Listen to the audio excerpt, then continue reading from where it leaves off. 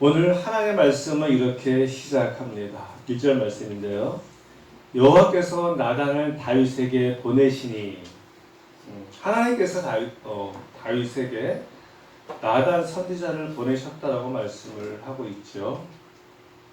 그러면 왜 하나님이 다윗에게 나단 선지자를 보내셨을까요? 하나님이 진사노 지사님에게 나단 선지자를 보냈습니다. 지사님의 마음이 어땠을까요? 하나님이 저에게 어떤 선지자를 보냈어요. 어떤 마음일까? 하나님이 다윗에게 나단 선지자를 보낸 이유를 알아보기 위해서는 우리가 앞서 알아본 사무엘하 11장 마지막 절 말씀을 주목해서 바라볼 필요가 있습니다. 사무엘하 11장 마지막 절인 27절을 이렇게 말씀하고 있지요. 그 장례를 마침에 다윗이 사람을 보내 그를 왕궁으로 데려오니 그가 그의 아내가 되어 그에게 아들을 낳으니라. 다윗이 행한 그 일이 여호와 보시기에 악하였더라. 여기서 그라는 말이 많이 나오죠. 그 장례를 마침에 다음에 그를 왕궁으로 데려오니 그가 그의 아내가 되어, 이 그가 뭡니까? 전라도 사람들 뭐 거시기 많이 하잖아요. 그 많이 나오는데요. 그 장례를 마침에는 아시죠? 그가 누구죠? 바세바의 남편이었던 우리야. 우리야의 장례를 마치고 그 다음에 다윗이 사람을 보내 그를 왕궁으로 데려오니, 여기서 그는 누구죠? 바세바죠. 그가 그의 아내가 돼요. 여기서 그는 누구죠? 바세바가 그의 아내에서 그는 누구죠? 다윗의 아내가 돼요. 여러분들은 성경 말씀을 잘 아시네요. 그에게 아들을 낳으니라. 그것은 그에게는 다윗이죠, 그지? 네, 이게 여기서 그는 우리아도 되고 바세바도 되고 다윗도 되고, 전의 상황을 잘 알아야지만이 그가 거시기가 무엇이긴지 이제 알 수가 있는 거 아니겠습니까? 아무튼 이런 상황 때문에 하나님이 나단 선지자를 다윗에게 보냈어요. 그래서 그 장례를 마치네. 그래서 바세바의 남편이었던 우리아의 장례를 마쳤다고 이야기했는데, 여러분도 아시겠지만은 우리아가 어떻게 죽었죠? 우리아가 다윗과 바세바 사이에서 이제 임신을 하게 되고, 이 사실을 알게 된 다윗이 자기의 죄를 숨기기 위해서 아무 죄도 없는 우리아를 죽인 거죠, 그죠? 그래서 이렇게 억울한 죽임을 당한 그 우리아의 장례를 맞았다는 것입니다. 우리아는 정말로 원통한, 우리가 흔히 말하듯 죽어서도 눈을 감을 수 없을 정도로 원통한 죽임을 우리아가 당했습니다. 그리고 장례가 끝났습니다.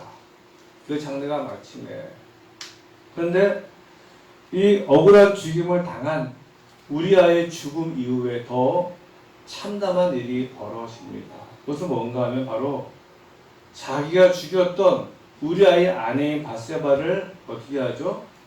다윗이 자신의 왕궁으로 데리고 와서 아내로 삼습니다. 바세바와 간통을 하고 임신을 하자 그것을 숨기기 위해서 남편은 우리아를 죽이고, 그것도 모자라 바세바를 데리고 와서 자기의 아내로 삼고 아들을 낳았습니다. 이렇게 한 사람이 누구라고요? 다윗. 아주 다른 유다가 이렇게 했다 하면은 그럴 수 있어라고 할 수 있는데, 다윗이 이렇게 했어요. 우리가 보기에도 다윗이 참으로 사악한 짓을 한 것이죠. 그리고 오늘 성경도 그렇게 마지막으로 11장에서 증거하고 있지 않습니까? 다윗이 행한 그 일이 여호와 보시기에 악하였더라. 네. 오늘 하나님은 다윗이 행한 이 모든 일이 악하다고 말씀을 하십니다. 그렇죠. 우리가 이미 알아본 것처럼 이스라엘과 아몬 사이의 전쟁이 났을 적에 다윗은 참전하지도 않았고요. 그 할 일 없이 옥상에서 어슬렁거리다가 모욕하는 밧세바를 보고 누구인지 알아보게 합니다. 근데 알아봤는데 지금 한참 전쟁터가 나가 있는 다윗의 충성스러운 장수 우리아의 아내라고 들었어요. 그러면은 거기서 끝나야 되는데 그럼 밧세바를 데리고 와서 정얼통하고 임신을 합니다. 그러나 이 사실을 숨기기 위해서 우리아를 아주 야비한 방법으로 죽이지 않습니까? 그리고 우리아의 죽음 이후에 1년이 지났어요. 그럼 어떻게 알 수 있는가 하면은 아들이 태어났다고 하지 않습니까? 그러니까 한 1년 가까이 된 거죠. 그러니까 다윗은 자기가 지은 죄에 대해서 뭐 회개했다, 참회했다 이런 말이 나오지 않고 아들이 태어났다고 오늘 성경이 말씀하고 있어요. 아마도 다윗이 이 기간 동안에 설사 자기가 밧세바를 데리고 와서 아들을 삼고 그리고 아이를 낳는 기간 동안에 자신의 잘못을 인정하고 회개했다라면은 하나님이 나단 선지자를 보냈을까요? 안 보내셨겠죠. 하나님은 우리의 죄에 대해서 즉시로 심판하지 않으시는 것 같아요. 그죠? 다윗이 그런 죄를 졌을 적에 바로 심판하지 않고 하나님이 회개할 기회와 회개할 시간을 주고 기다리시는 것. 하나님이 이런 분이십니다. 기다렸는데도 다윗이 전혀 그런 회개를 했다는 것이 없죠. 근데 만약에 다윗이 그 즉시로 자신의 잘못을 깨닫고 회개했다면은 하나님이 그 이후에 다윗에게 주신 엄청난 죄의 대가를 주시지 않았을 것입니다. 그러나 다윗은 자신이 엄청난 죄를 저질렀음에도 불구하고 전혀 회개하지 않았습니다. 하나님이 그 1년이라는 기간을 기다려 주셨지만 다윗은 전혀 자신의 죄를 깨닫고 회개하지 못했습니다. 그래서 오늘 하나님께서 나단 선지자를 보냈다라고 말씀하는 거예요. 11장 마지막 절에서는 악하게 보셨는데 그러면 12장에서는 다윗이 회개했다 이렇게 나와야 되는데 그렇게 시작되지 않잖아요. 그죠? 하나님께서 나단을 보낸 이유 그것 간단합니다. 다윗이 회개하지 않았다. 그래서 나단 선지자가 와서 뭐라고 합니까? 1절 하반절로 4절 말씀인데 요약하면 이런 말씀입니다. 한 성읍에 가난한 사람과 부유한 사람이 살고 있었습니다.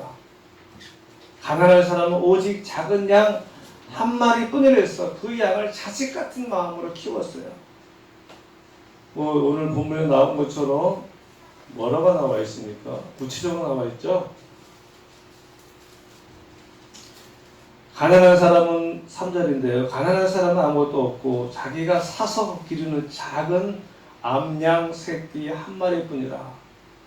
아마 새끼를 낳아서 키우려고 암양을 구한 모양이에요. 그 암양 새끼는 그와 그의 자식과 함께 자라며 자식처럼 키웠어요. 그가 먹는 것을 먹으며 그가 그의 잔으로 마시며 그의 품에 누움으로 그에게는 딸처럼 되었거늘 우리가 흔히 요즘 얘기하는 애완견처럼 이상으로 자기가 먹는 그릇으로 잔으로 함께 자고 그죠? 딸처럼. 그 가치가 얼마나 소중하겠습니까? 근데 부자는 양과 소가 힘이 많았다고 하죠. 근데 하루는 부자에게 손님이 찾아왔습니다. 그리고 자기에게 온 손님을 접게 하는데 이 부자가 자기의 양을 잡은 것이 아니라 가난한 사람의 양을 잡아서 접대를 했다고 해요. 그러자 다윗이 뭐라고 합니까? 우리 5절 볼게요. 5절. 우리 5절 같이 봅시다. 5절. 시작. 다윗이 그 사람으로 말미암아 노하여 나단에게 이르되 여호와의 살아계심을 두고 맹세하노니 이 일을 행한 그 사람은 마땅히 죽을 자라. 예. 나단 선지자의 말을 들은 다윗이 노예에서 말을 합니다. 하나님의 살아계심을 두고 맹세하건대 그 사람 반드시 죽을 자라. 근데 다윗이 그 사람은 반드시 죽을 자라고 말한 이 사람이 누구죠? 다윗이죠. 7절 전반절 말씀인데요. 나단이 다윗에게 이르되 당신이 그 사람이라. 이 일을 행한 그 사람, 즉 다윗이 마땅히 죽을 자라고 말한 그 사람이 누구라고요? 바로 다윗 자신이라는 것입니다. 그리고 나단이 계속해서 이렇게 말을 합니다.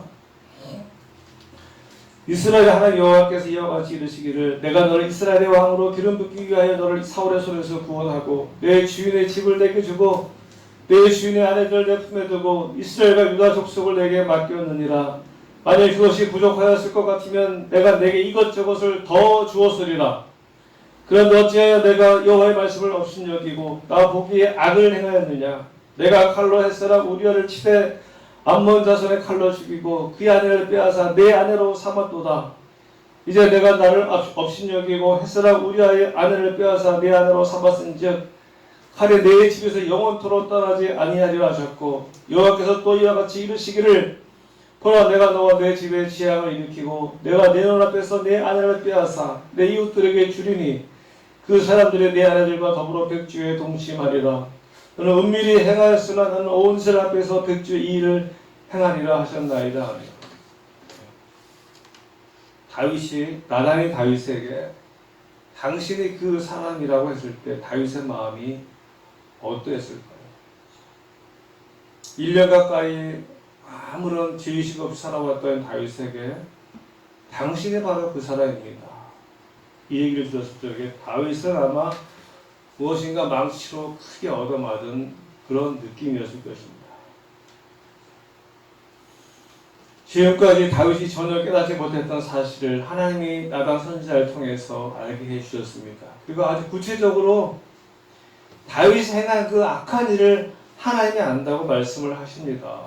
칼로 햇사람 우리아를 치되 암몬 자손의 칼로 죽이고, 아마 나단 선지자의 입을 통해서 다윗이 이 말을 들었을 때 다윗은 모골이 송연해지다. 그죠? 머리카락이 쭈뼛쭈뼛 섰을 것입니다. 자신과 바사와 외에는 아무도 이러한 사실을 모르고 있을 것이라고 생각하고 있었는데 하나님은 다윗의 일거수일투족을 다 알고 보고 계셨던 것이죠. 이 충격적인 상황 속에서 다윗이 어떻게 반응을 합니까? 13절 말씀인데요. 13절 전반절 말씀입니다. 다윗이 나단에게 이르되 내가 여호와께 죄를 범하였노라. 왜요? 다윗은 나단 선지자를 통해서 지적당한 자기의 죄를 전혀 부인하지 않았습니다. 얼마나 부끄러웠을까요? 하여간 다윗은 그 자기가 지은 죄에 대해 직면합니다. 내가 여호와께 죄를 범하였노라. 핑계도 되지 않았고요. 어떠한 다른 이유도 알지 않았고 오직 그저 제가 잘못했습니다. 제가 죄를 지었습니다라고 고백하며 인정합니다. 우리는 보통 그렇지 않습니까? 우리가 누군가에게 지적질을 당했을 적에 내가 잘못하고 죄를 지었는데 그걸 누가 지적했을 적에 우리는 그것을 인정하기보다는 먼저 기분 나빠하고, 그죠?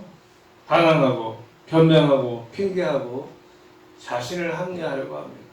다윗도 할 말이 없겠어요? 내가 옥상에서 나 왔다 갔다 하는데 하여튼 사람은 변명거리 핑계거리 만들어 보려면 말도 안 되는 그런 것들을 막 하지 않습니까? 사건 사고 보면은 죄를 지었는데 제가 잘못했습니다 이렇게 얘기하는 사람 거의 없어요. 꼭 이유를 대요. 변명을 대요. 핑계를 댑니다. 어저께도 그 뉴스를 보다 보니까, 인터넷 뉴스를 보다 보니까는 어떤 아이가 운반한 차가 뭐죠? 사고 나면은 레카차? 네. 레카차에 치여서 죽었어요. 어린 여자아이가. 그러면 그 얼마나 마음이 참 참담하겠어요. 근데 그 죽인 운전사가 20대라 하더라고요. 뭐라고 거짓말 쳤는가면은 자기가 가는데 그 아이가 뛰어나와서 부딪혀 죽었다는 거예요. CCTV를 보니까는 그게 아니고 얘가 놀고 있다가 차고 오니까 피하다가 죽은 거거든. 그러니까 사람들이 침례 다 그래요. 아, 제가 잘못했으면 이렇게 먼저 고백하기보다는 거짓말치고 핑계대고 변명하고 합리하고, 그리고 인간의 제식성인 것 같아요. 하나님과 관련해서도 마찬가지예요. 정말 믿음의 사람들은 하나님의 말씀 가운데서 자신의 부족함과 허물과 내가 죄를 알고 그것을 인정하는 것이 얼마나 중요한지 몰라요. 인정하지 않으려고 하잖아요, 우리가. 그죠? 인정하지 않으려고 합니다. 이상해요. 하나님 말씀하시는데도 계속 자기를 합리하고 변명하려고 하고 핑계하려고 하고 다른 사람과 비교해. 아, 저 인간은 나보다 더 나쁜데 왜 저만 보고 그러세요? 그죠? 아, 나는 이 정도면 그래도 괜찮게 사는 거예요, 하나님. 왜 저한테 그러시는 겁니까? 우리 그러잖아요. 제가 잘못했습니다. 이렇게 하는 경우가 거의 없는 거예요. 그러나 다윗은 그렇게 하지 않았어. 나단 선자로부터 아주 바로 앞에서 그 사람이 당신이다라고 죄를 지적받았을 때 다윗이 바로 인정하고 회개합니다. 이게 다윗의 다윗다움인 것 같아요. 시편 50편 여러분 아시죠? 다윗이 나단 선지자에게 죄를 지적받은 이후에 지은 회개이시거든요. 참회이신데요. 제가 한번 길지만 이 다윗의 마음이 이 안에 다 들어있거든요. 정말 어떻게 절절하게 자신의 죄에 대해서 회개하고 고백하는지 시편 51편에 다 들어있어요. 제가 공독해 드릴게요. 하나님이여, 주의 인자를 따라 내게 은혜를 베푸시며 주의 많은 긍휼을 따라 내 죄악을 지워 주소서. 나의 죄악을 말갛게 씻으시며 나의 죄를 깨끗이 지하소서. 무릇 나는 내 죄가를 아오니 내 죄가 항상 내 앞에 있나이다. 내가 주께만 범죄하여 주의 목전에 악을 행하였사오니 주께서 말씀하실 때 의로우시다 하고 주께서 심판하실 때 순전하시다 하리이다. 내가 죄악 중에서 출생하였으며 어머니가 죄 중에서 나를 잉태하였나이다. 보소서, 주께서는 중심의 진실함을 원하시오니 내게 지혜를 은밀히 가르치시리이다. 우슬초로 나를 정결하게 하소서. 내가 정하리이다. 나의 죄를 씻어 주소서. 내가 눈보다 희리이다. 내게 즐겁고 기쁜 소리를 들려주시사 주께서 꺾으신 뼈들도 즐거워하게 하소서. 주의 얼굴을 내 죄에서 돌이키시고 내 모든 죄악을 지워주소서. 하나님이여, 내 속에 정한 마음을 창조하시고 내 안에 정직한 영을 새롭게 하소서. 나를 주 앞에서 쫓아내지 마시며 주의 성령을 내게서 거두지 마소서. 주의 구원의 즐거움을 내게 회복시켜 주시고 자원하는 심령을 주사 나를 붙드소서. 그리하면 내가 범죄자에게 주의 도를 가르치리니 죄인들이 주께 돌아오리이다. 하나님이여, 나의 구원의 하나님이여, 피 흘린 죄에서 나를 건지소서. 내 혀가 주의 의를 높이 노래하리이다. 주여, 내 입술을 열어주소서. 내 입이 주를 찬송하며 전파하리이다. 주께서는 제사를 기뻐하지 아니하시나니 그렇지 아니하면 내가 드렸을 것이라. 주는 번제를 기뻐하지 아니하시나이다. 하나님께서 구하시는 제사는 상한 심령이라. 하나님이여, 상하고 통하는 마음을 주께서 멸시하지 아니하시리이다. 주의 은택으로 시온의 설을 행하시고 예루살렘 성을 쌓으소서. 그때 주께서 의로운 제사와 번제와 온전한 번제를 기뻐하시리니 그때 그들이 숫소를 주의 제단에 드리리이다. 아멘. 그래요. 지난주에 말씀을 드린 것처럼 우리는 어쩔 수 없는 죄인이에요. 아무리 성인군자처럼 보이는 사람이랄지라도 그 안에는 죄악으로 가득 차 있습니다. 이 세상에는 온전한 사람, 완벽한 사람, 죄로 인해서 자유로운 사람은 단 한 사람도 없습니다. 그저 인간은 죄인일 뿐입니다. 밥만 먹으면 죄를 지을 수밖에 없는 그러한 연약한 존재들이에요. 우리는 먼저 이러한 우리의 실조를 인정해야 합니다. 여러분, 내가 대단한 사람 아니에요. 마치 자기가 대단한 사람인 것처럼 내가 예수 믿으니까 착각해서는 안 됩니다. 많은 사람들이 저한테 그래요. 아, 목사님이 다 하실 거 아닙니다. 저는 속으로만 웃어요, 그냥. 뭐 목사님이 목사는 뭐 예수님처럼 예수님 같은 줄 알아요. 아니에요. 저도 죄인이에요. 내가 집사인데, 권사인데, 장로인데, 목사인데 하면서 마치 온전한 사람인 것처럼 너무 포장해서는 안 됩니다. 우리 목사들이 너무 포장해가지고 예수 믿지 않는 사람은 목사가 예수님인지 착각을 하죠. 그래서 목사가 뭔가 잘못을 하면은 어떻게 그럴 수가 있어. 그죠? 다윗은 어때요, 여러분? 멀리 볼 거 없어요. 하나님의 마음에 합한 사람이었고 다윗을 통해서 하나님의 뜻을 이루기 위해 다윗을 택했거든요. 이런 다윗도 우리가 차마 상상할 수 없는 엄청난 죄를 지었잖아요. 이게 우리의 실존이라는 겁니다. 물론 집사가 집사답게, 장로가 장로답게, 목사가 목사답게 살아야 당연한 것이죠. 하지만 그러지 못할 때가 많다는 거예요. 우리의 실존은 죄인입니다. 우리는 언제라도 끼어들 수밖에 없는 연약한 질그릇에 불과할 뿐이에요. 그래서 죄를 지으며 살아가는 겁니다. 다윗도 이렇게 고백하지 않습니까? 내가 죄악 중에서 출생하였으며 어머니가 죄 중에서 나를 잉태하였나이다. 태생적으로 죄인이라는 거예요. 아담 하와 이후에 우리는 태생적으로 죄인이에요. 그런데 우리가 이러한 죄로부터 자유로울 수 있는 유일한 탈출구, 비상구가 있습니다. 그것이 뭐죠? 바로 하나님 앞에 회개하는 거예요. 예배 때마다 우리가 나의 죄를 고백하고 회개하는 걸 왜 할까요? 우리 매일매일에도 매일매일 죄를 짓기 때문에 우리 자신의 잘못과 허물과 부족과 죄를 알고 인정하고 회개하는 거예요. 이게 우리의 유일한 탈출. 다른 거 없어요. 아, 죄를 안 지으면 되지? 아니에요. 그건 말도 안 됩니다. 아, 예수 믿는데 왜 죄를 짓는 거야? 그러면 이렇게 말씀하세요. 너도 한번 예수 믿어봐. 너도 한번 예수 믿어봐. 제가 그랬거든요. 똑같아요. 예수 믿으면 죄를 안 짓지. 뭐 집사가 되고 장로가 되고 권사가 되고 목사가 되면 죄를 안 지을 거야. 안에 죄를 짓습니다. 여전히 죄를 짓는 죄인이에요. 그래서 우리에게 필요한 것이 예수님이고 우리 죄를 용서해 주신 예수님 때문에 우리 죄를 다 안고 돌아가기 그 예수님의 희생의 십자가 때문에 우리가 죄 가운데서 인정하고 회개하면은 하나님이 용서해 주시는 거죠. 회개하면 됩니다. 그래서 다윗은 아주 철저하게 정말 처절하게 회개하잖아요. 하나님이여 주의 인자를 따라 내게 은혜를 베푸시며 하나님 이 죄인에게 은혜를 베풀어주세요. 주의 많은 공유를 따라 내 죄악을 지워주세요. 제가 죄 지어놓고서 얘기하는 나의 죄악을 맑게 씻겨주시며 나에 대해 깨끗이 해주옵소서. 무릇 나는 내 죄가를 아오니 내 죄가 항상 내 앞에 있나이다. 우슬초로 나를 정결하게 하소서. 내가 정하되이다. 나의 죄를 씻어주소서. 내가 눈보다 희리이다. 주의 얼굴을 내 죄에서 돌이키시고 내 모든 죄악을 지워주소서.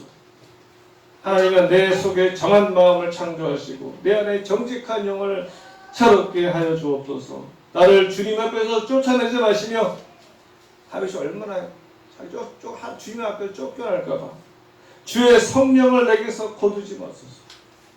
주의 구원의 즐거움을 내게 회복시켜 주시고 자원하는 심령을 주사 나를 붙드소서. 하나님이여 나의 구원의 하나님이여 피 흘린 죄에서 나를 건지소서.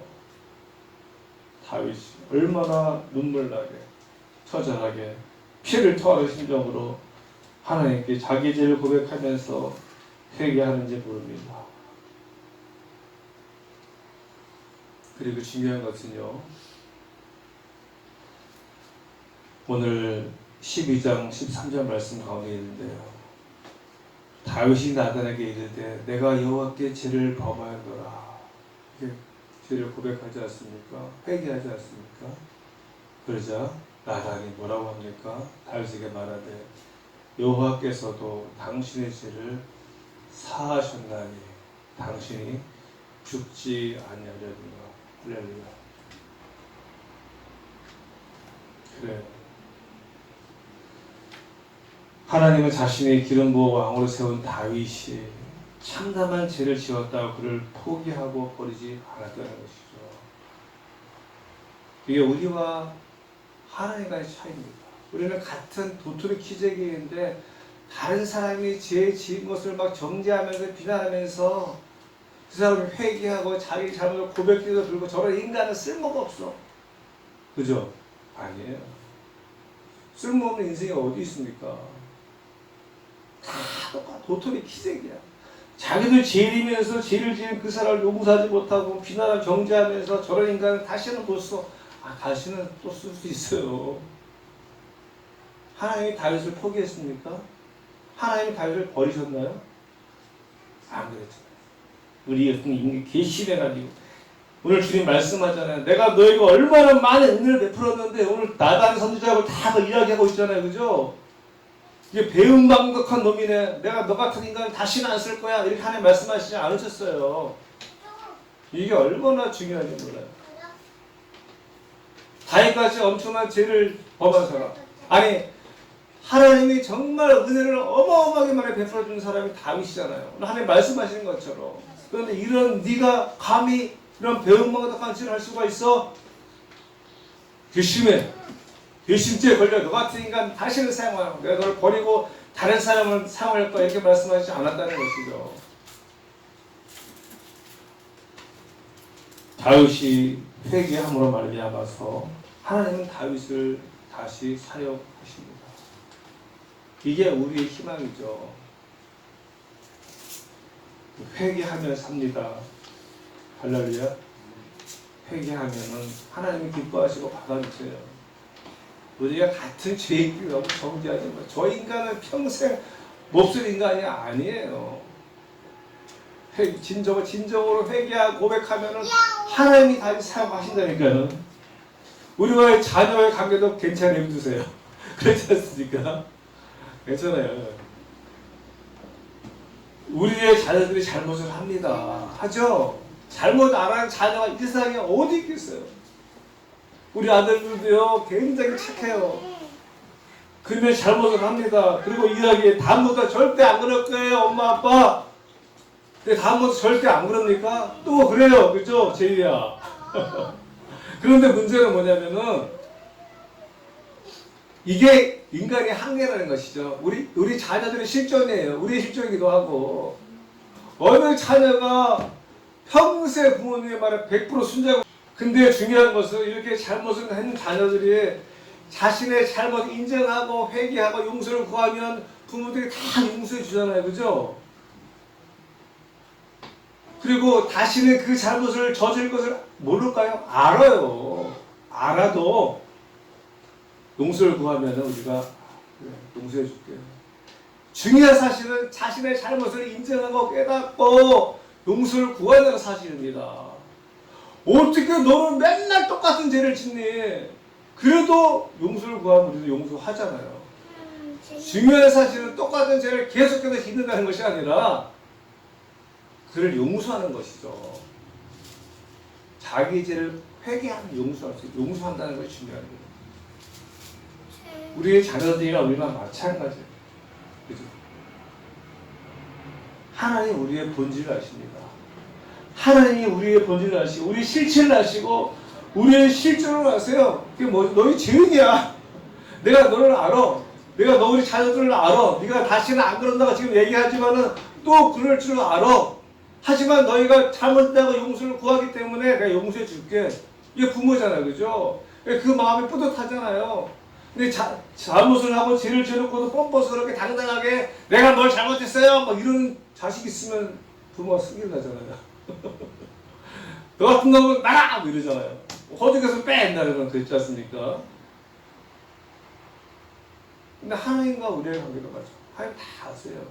아시는데 우리가 진정으로 고백하면 그래, 내가 용서해 줄게.